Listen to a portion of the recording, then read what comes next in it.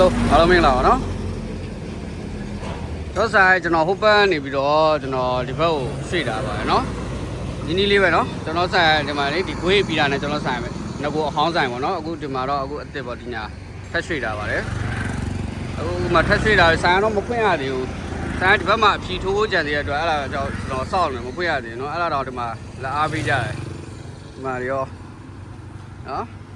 ကျွန်တော်ဆက်သွယ်ရပါတယ်ဒီမှာဖုန်းနံပါတ်ကျွန်တော်ရေးထားပါတယ်နော်ဒီမှာ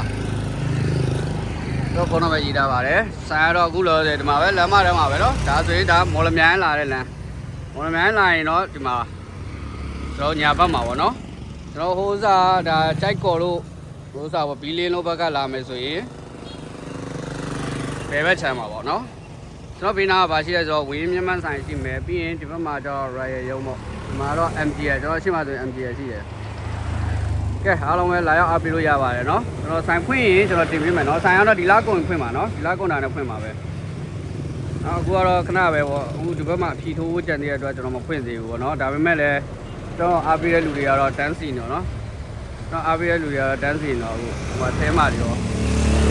ဒါဆိုင်တော့မဖွင့်သေးဘူးကျွန်တော်အားပေးတဲ့လူအားလုံးတန်းစီနေတော့ကဲအားပေးကြမိတ်ဆွေများအားလုံးလည်းကျေးဇူးတင်ပါတယ်เนาะကဲအားလုံး